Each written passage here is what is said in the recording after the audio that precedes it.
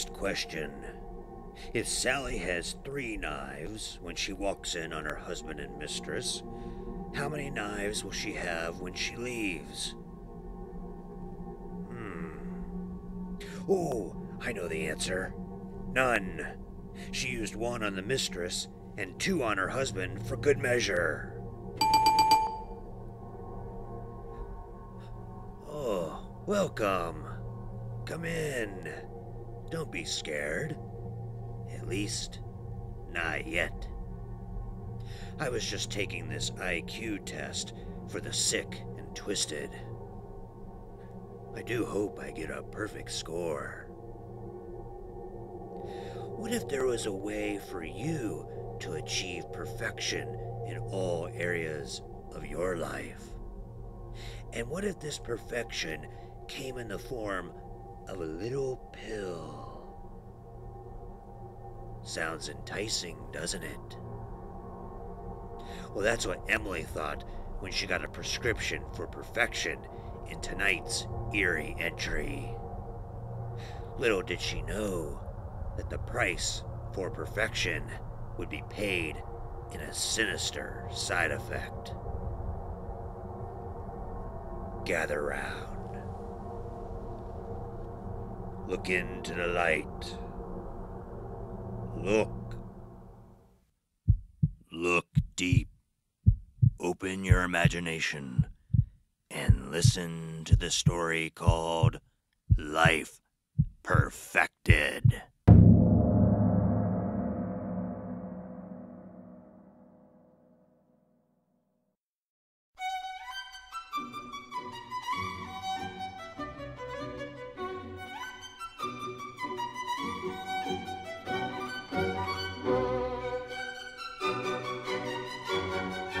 Interrupt.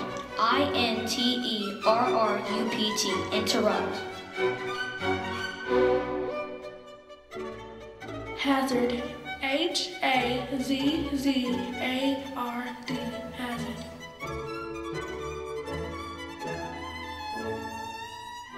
Appellate. APPELLATE. Appellate.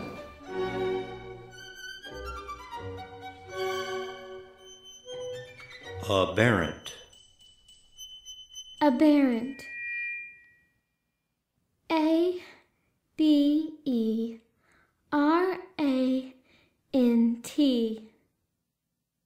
I'm sorry, that is incorrect.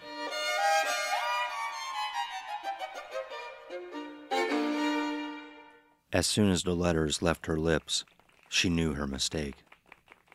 In her head, she heard her mother's voice.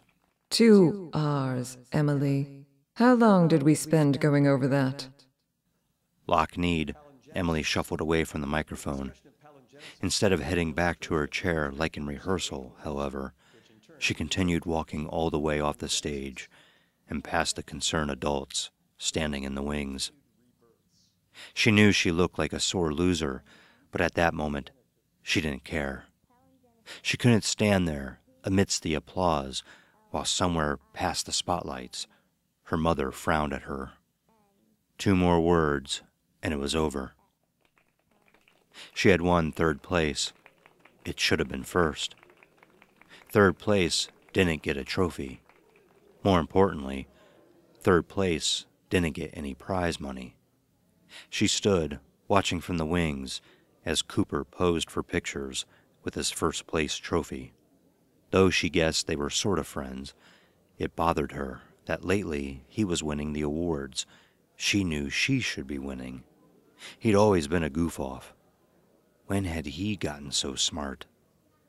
A hand landed on her arm, making her jump. Your mother is waiting for you, honey, Mrs. Gardiner, her 6th grade teacher, said. The woman smiled and squeezed her shoulder. Great job. Unable to stall any longer, Emily emerged from backstage and into the auditorium. Her eyes roved the lingering crowd of spelling bee participants and their relatives. They finally came to rest on her mother, who stood talking to Cooper's mother. She gave a small sigh of relief. Her mother wouldn't make a scene in front of other people. Mrs. Gordon was in mid-sentence when Emily approached. Can't get it by prescription since it's not FDA approved. But it doesn't just help kids focus. It also helps with brain function and retention. If you can believe it, June Lee, 2 weeks ago, Cooper was having trouble concentrating enough to read. Now he's reading at college level. The only thing is that you can't miss a dose. His new doctor was adamant about that, what with the withdrawal symptoms. June Lee nodded and tucked something into her jacket pocket as Emily walked up. She looked down at her daughter with a small frown, then back to Cooper's mother. Thank you. Well, we should be going. Tell your husband hello, and again, congratulations. I'm sorry, Emily breathed as her mother led her down the aisle toward the auditorium lobby. I know you are. We could have used that money. Emily opened her mouth to come up with an excuse, an explanation, a promise to do better next time, but she was all out of those words, and she feared, having been used too often, they had lost their effectiveness. They drove home in silence.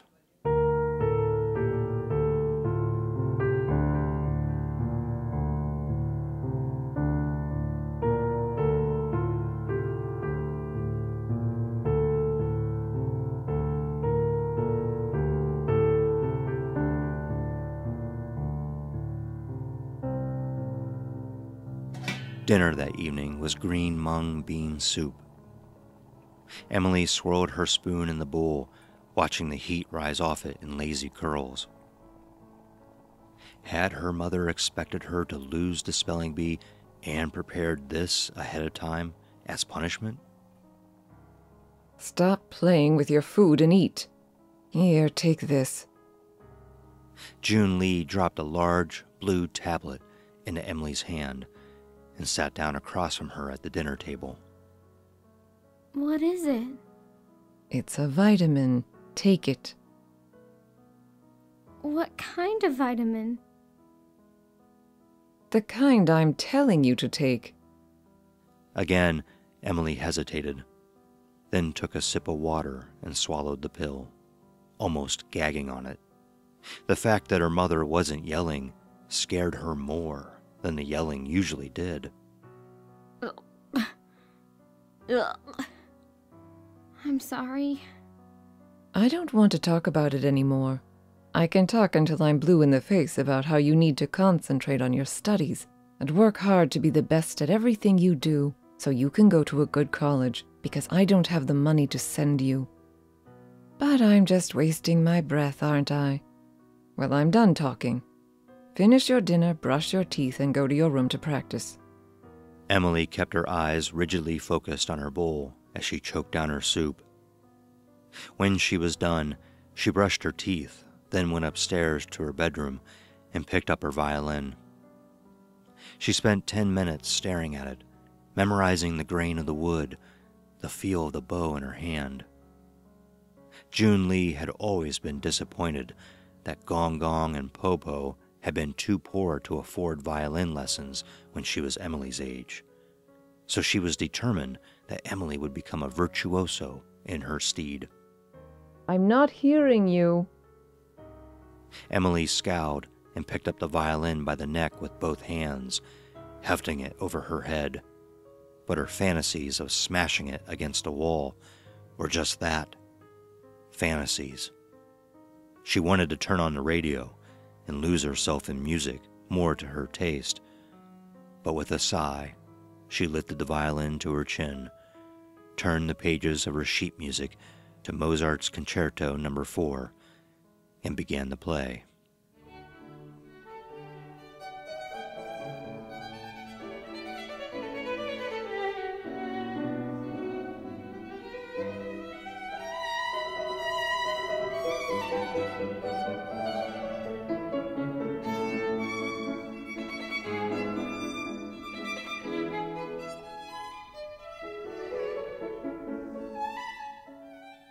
After a few minutes, she stopped, shocked.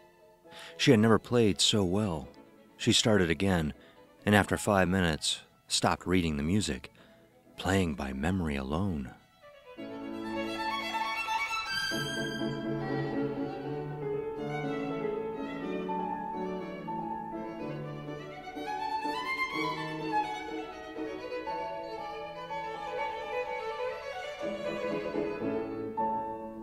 After months of practice, her fingers had finally learned what she needed them to do. She laughed as her bow sped across the strings, and the music bled out of her as easily as if she had opened a vein.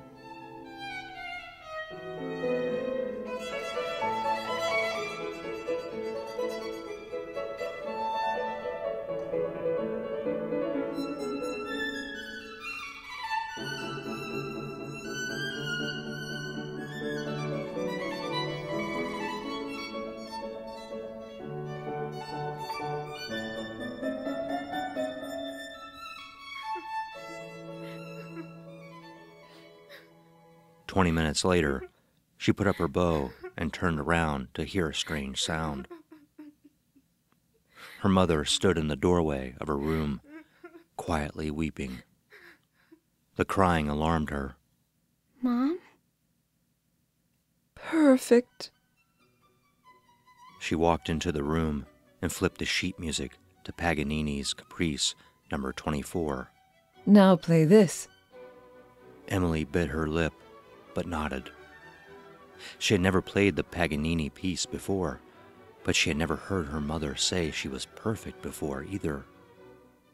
She wanted to hear her say it again. Emily picked up her bow and began to play. When she was done, sweat stood out on her brow, but she was grinning from ear to ear. She knew she hadn't made any mistakes. Her mother knew it too. June Lee laughed, a sound Emily hadn't heard since her father had left 3 years ago, and gave her daughter a crushing hug. Perfect. That's exactly what I expect from you. You can't afford to be less than perfect. Now do it just like that for the recital on Thursday. Emily closed her eyes, swallowing hard against a sudden wave of nausea. She felt hot. I think I'm going to go to bed. You have a math exam tomorrow. I want you to spend the next hour studying. Then you can go to bed. She swept aside her daughter's bangs and planted a kiss on her forehead. The last thing she wanted to do was study, especially math. But Emily nodded, not wanting to ruin the moment. Perfect. Her mother had said she was perfect.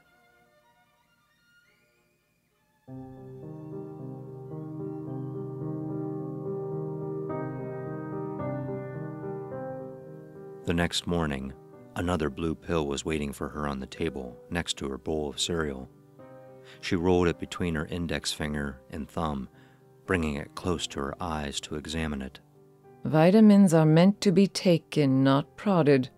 Emily frowned, but gulped the pill down with half her glass of orange juice. She pecked at her cereal, disguising how little she was eating by moving it around the bowl and clinking her spoon. Her stomach was a little upset, which she ascribed to nerves. Even with her performance last night, she was reluctant to entirely trust in the power of the pill. What if it didn't work for math test? What if she was back to ordinary, disappointing Emily? You'll be perfect, her mother reassured her with an uncharacteristic hug, ushering her out the door. She was right. Mrs. Gardner looked surprised when she turned her paper in. Despite her usually average grades, Emily found the test extremely easy and was the first one done. For the first time, the patterns and formulas made sense to her, and she couldn't understand why she had so many problems with them before. Are you sure you don't want to check your answers one last time? Emily shook her head, a mass of relief and slow booming self-satisfaction. May I have a hall pass? I need to go to the bathroom. Her stomach made a loud gurgling sound that made her blush to the roots of her hair, and the nearest kids giggle. After getting the pass, she hurried as fast as she could to the restroom, careful not to actually run. Even still, she almost didn't make it to the toilet before retching up a thick stream of dark vomit. It tasted like a mixture of bile, mung bean soup, and something oily. She frowned. Was there something blue floating in the mess? She didn't have much time to consider it, as she heard someone else enter the bathroom. Quickly, she waved her arms to disperse the sour odor hanging in the air and flushed the toilet. When she emerged from the stall, the other girl stared at her, nostrils quivering at the smell. Gross! What did you eat? Emily just averted her eyes, washed up, and hurried back to class. Recess was after the math test. All the 6th grade classes had recess at the same time. She took her usual seat on the air conditioner next to the building, but instead of pulling out a book to read, she sat and waited, drumming her heels, metronome-like, against the metal as she practiced her congratulations for Cooper's spelling bee win. "Hey, teacher's pet!" Jeffrey Caputo called as he came out of the building and saw her. The class bully smirked as she unconsciously hunched her shoulders in a vain attempt to shrink into the air conditioner. He opened his mouth to continue with his usual taunts, but thankfully one of his friends distracted him before he could really start in on her. Emily let out a sigh of relief. Finally, Cooper came running, his shock of red hair like a meteor hurtling out of the schoolyard door. Cooper! Hey! I didn't get a chance to say so yesterday, but good job at the spelling bee. He nodded and bent down to pluck at the weeds sprouting from around the air conditioning unit. Thanks. Your mom's making you take the same vitamins mine is, huh? Have you been feeling sick? I threw up earlier, but now I'm okay. She thought back to the weird black vomit and what she thought she'd seen in it, but shook her head. Last night I played the violin so well, my mom cried. And I know I aced my math test, and I suck at math.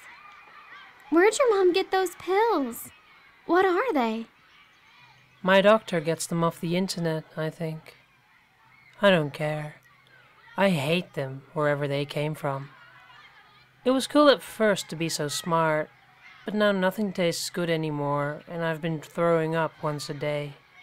All the teachers have been smiling weird at me too, and now they're talking about putting me in a special gifted school. My mom watches me all the time to make sure I take them, but I didn't take my pill this morning.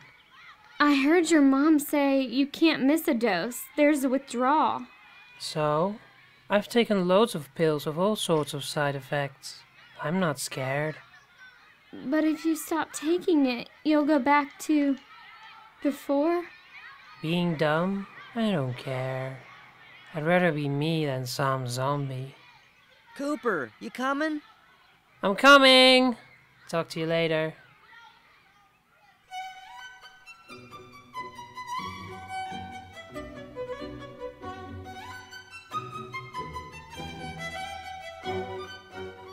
The smell as she walked in the front door made Emily's mouth water. Her mother must be in a very good mood to fix American food, rather than something traditionally Chinese for dinner. We're having chicken nuggets, your favorite. Emily sat down at the table, and there it was, the large blue tablet on the napkin next to her plate. She stared at it. Was Cooper right? Was taking the pill making her a zombie? Was it wrong to be a zombie if her mother loved her that way? How was school? June Lee asked, but Emily could read between the lines. Her mother really wanted to know how Emily's math test had gone. She couldn't keep the grin off of her face. It hasn't been graded yet, but I know I made 100%. That's my girl. She scooped a generous helping of the chicken nuggets onto Emily's plate and set it down in front of her. I have a surprise for you. I've entered you into the Young Inventors Contest. The Young Inventors Contest? It's a national science fair. First place earns $5,000, and I know it'll be no trouble for you to win. That's $5,000 towards your college fund. I know there are a few other contests you would be good for, too, and I'll look into those. Now, take your vitamin. Under the table, Emily dug the nails of one hand into her palm, using the slash of pain as a goad to action. She stared fixedly at her plate. June Lee took a sip of tea from the mug in front of her and shuffled through the mail. Mom? I don't really want to enter the contest. We all have to do things we don't want to do. Now, don't we? Her mother's voice was light, but beneath it was the familiar steel that brooked no argument. Emily scowled, dropping her chin to her chest so that her hair covered the emotion. It didn't matter how well she did. Her mother would always expect more. Only when she'd successfully smoothed over her features again did she look up. She picked up her glass. In slow motion, she took a sip, then lifted the pill to her lips. Before she could think better of it, she deposited it in her cheek, holding it there with her tongue while she swallowed the liquid. June Lee pushed back her chair and stood to throw the junk mail in the trash. As soon as she turned around, Emily spat the pill out and secreted it away in the front pocket of her jumper. Her hands shook as she picked up a nugget. This tiny act of rebellion alarmed and exhilarated her. She couldn't wait to tell Cooper about it tomorrow at recess. She reflected with a frown that he was right. Dinner didn't seem to taste quite as good as she remembered, and she wasn't very hungry anyway.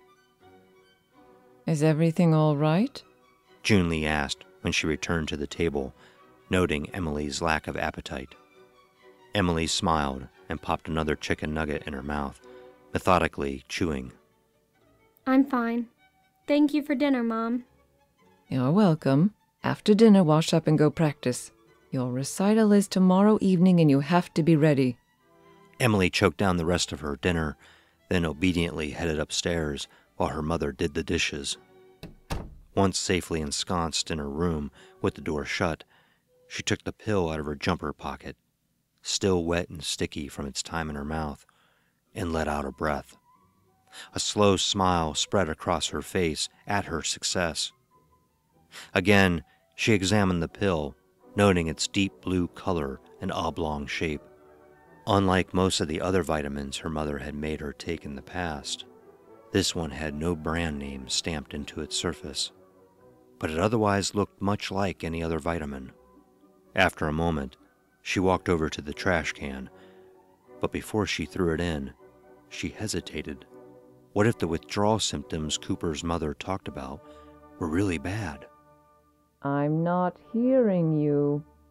Emily bit her lip, then opened her dresser and nestled the pill under her socks. If the symptoms were bad, she wanted the option to take the pill again to stave them off. It wasn't cowardice, she told herself, just good sense. Closing the drawer, she picked up her violin and began to play.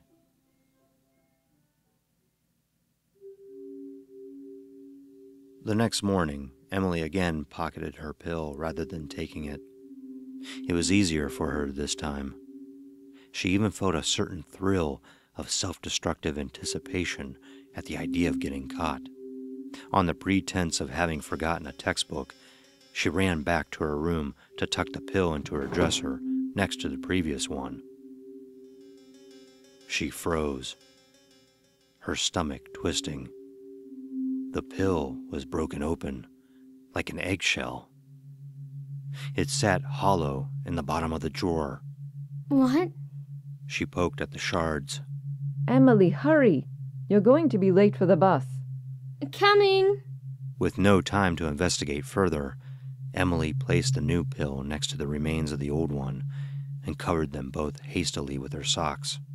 Then she shoved the dresser drawer closed and flew out of her room. Is something wrong? Emily could only shake her head. Her knees felt weak, and her heart was pounding in her ears from more than just running down the stairs. What were those vitamins, really? They looked like pills, but pills didn't hatch. A cold flash arched down her spine at that thought. What had hatched out, and where had it gone? It's rude not to answer when someone's talking to you. She looked up to see her mother staring at her. For a moment, Emily thought about telling her everything. Then she imagined how angry her mother would be if she knew Emily hadn't been taking her vitamins, that without them, she would go back to being ordinary, disappointing Emily, and realized, ruefully, that her newfound confidence was really just false bravado. Her shoulders slumped. Nothing, She said, kissing her mother on the cheek and dashing out the door. She needed to talk to Cooper. She needed to know if he could find out anything more about where the pills came from or what they were.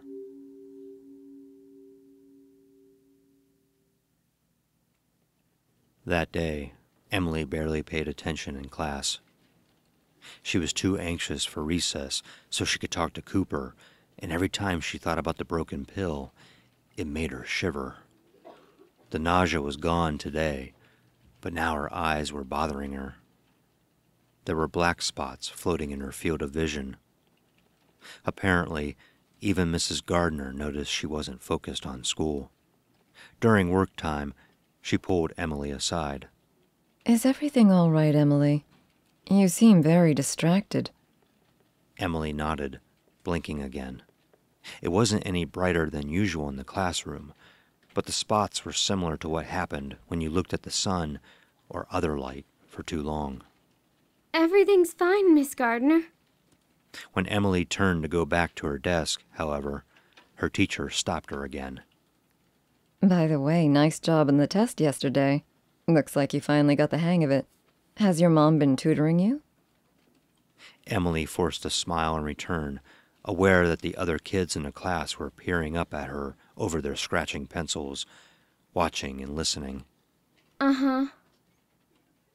It seemed like an eternity until work time was over and recess came. Emily slid her blank notebook paper into her desk and hurried to line up at the door to the classroom, blinking her eyes to clear them. The black spots wouldn't go away. Was it the withdrawal? Was she going blind? Stop winking at me, Jeffrey Caputo demanded, sliding into line behind her. Checking to make sure their teacher wasn't looking, he made as if to accidentally knock into her, only for Emily to smoothly dodge out of his way. Overbalanced, he fell, catching himself with his hands. Jeffrey, is everything okay? He tripped, Emily heard herself answer. She looked Jeffrey in the eye, feeling an unknown but satisfying calmness spread through her, and smiled beatifically. Right, Joffrey? The kids around them tittered, and Emily flushed with pleasure at her own daring. Jeffrey himself looked bemused. That's right, Mrs. Gardner. He stood. Weirdo, he hissed to Emily. A moment later, he left the line and rejoined it further back. Once outside, Emily ran over to the air conditioning unit to wait for Cooper, knuckling her eyes to try and force away the spots. She sat there the entire period, but he never came out the door. Emily. She looked up to see Ms. Harris coming over. Cooper's teacher had her silver whistle in hand, ready to blow it to signal the end of recess. Why are you sitting here all alone? Shouldn't you be playing with the other kids? Miss Harris, is Cooper okay? His mother called and said he has the flu. Why, is something wrong? Emily bit her tongue. She didn't want to say it wasn't the flu, so she shook her head instead. She really needed to talk to Cooper, but if he wouldn't be at school for the next few days, that would be difficult.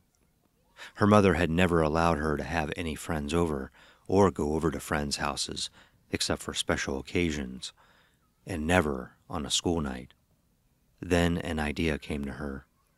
I can take him his homework. That would be very nice of you, Emily, if you're sure your parents are okay with it. Why don't you come by my classroom right after the bell and I'll give you his assignments so he doesn't get too far behind. My mom won't mind. Science was the last class of the day, but she spent the time pretending to pay attention while forging Margot's signature on a note, allowing her to take Cooper's bus instead of her own. She had never done anything like that before and felt a momentary surge of fear and doubt.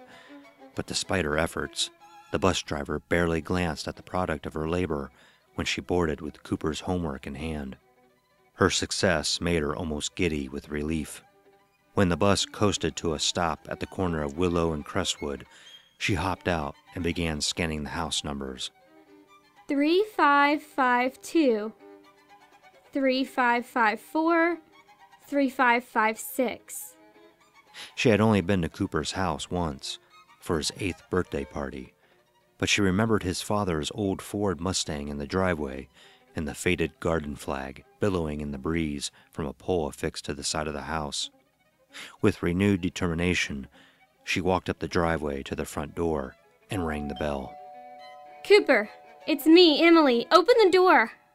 She rang the bell again, then knocked. With her fist upraised to knock again, the door swung open.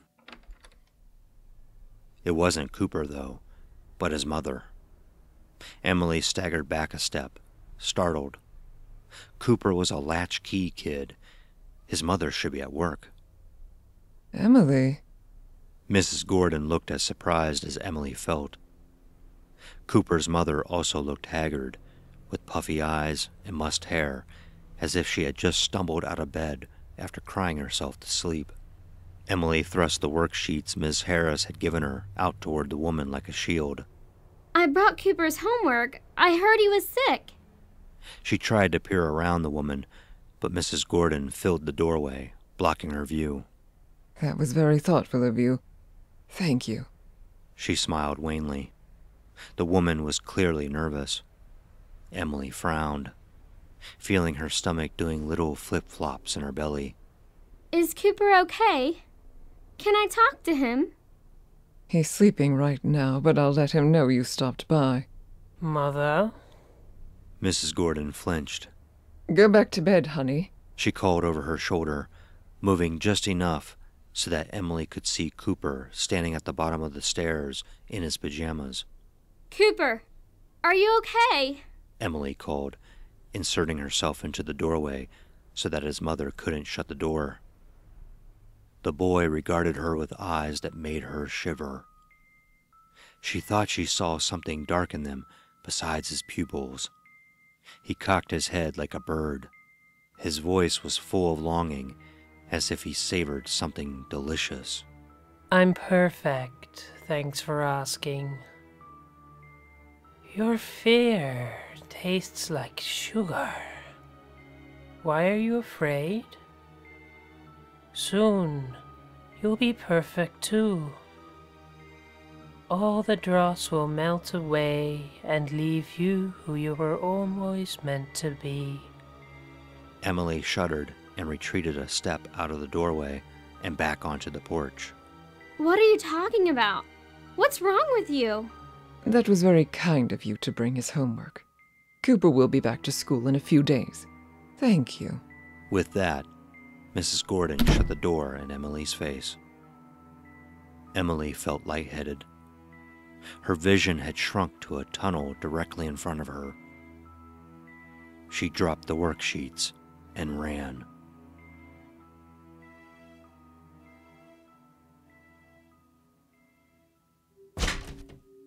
Where have you been? The bus came by an hour ago. June Lee demanded when Emily burst in the front door, having run the entire way home. She was puffing like a bellows, and her blouse was plastered to her thin chest with sweat. The recital is less than an hour. The vitamins. They're not vitamins. What? What are you talking about? Cooper's a monster. The vitamins made him a monster. Enough of this nonsense. You're not getting out of this recital. Now go on upstairs and get your violin and sheet music. We have to leave. Now. A sob caught in Emily's throat. She ran past her mother and up the stairs, with June Lee shouting after her to hurry. Vitamins didn't have shells, and they didn't give you black, oily vomit. Emily yanked open her dresser drawer and flung handfuls of white, knee-high socks behind her in her desperate search. Suddenly, something that had been stuck to one of them came unglued and landed in the bottom of the drawer. It was a slimy, wormy thing, about the length of the first 2 joints of her little finger and as thin as the laces on her good shoes. It was also still alive. It wriggled over toward the pill she had hidden that morning, only the pill was no longer whole. Another worm was busy pushing its way out of the remains of its shell, struggling to free itself from its prison. As Emily watched in horror, the first worm struck like a snake, invisible teeth in a tiny mouth tearing into its helpless sibling. A thimbleful of black, oily blood gushed from the wound as the victim thrashed in soundless agony. As if struggling to wake from a nightmare, Emily found herself unable to scream. Soon, you'll be perfect too. Perfect. From downstairs, her mother called. Emily, we need to go. Don't make me come up there. Emily's eyes widened in terror and pain as something sharp stabbed into her left temple, accompanied by a sensation as if something were squeezing through a tiny hole in her skull. Again, she tried to scream, but she couldn't force it out of her throat. All that came out instead was a hissing moan. After a moment, she let out a sigh as the pain subsided. Her bloodshot and tear-swollen eyes relaxed into sleepy contentment. She giggled as something tickled its way into her brain, then reached up a hand to wipe her nose, leaving a smear of red across her palm. More blood dribbled down from her left nostril and hung, quivering from her upper lip. Emily, now! A crooked smile bloomed on Emily's blood-slick lips, and she ran her tongue over them, taking in the iron tang along with a trace of sweetness that even now was fading. Here I come, she said as she hefted her violin and headed down the stairs.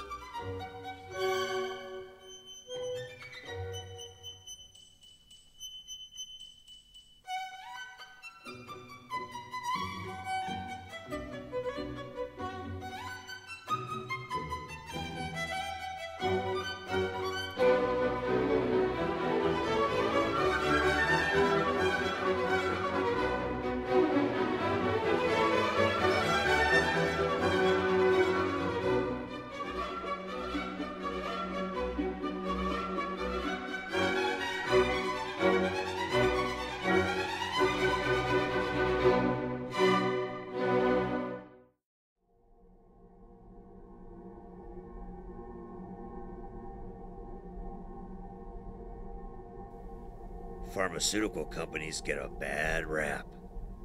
But now I know why some people call them parasites. At least Emily will be able to live up to her mother's perfect expectations, even if she had to worm her way to the head of the class. I hope you enjoyed tonight's tale. Until the next one, won't you stay the night?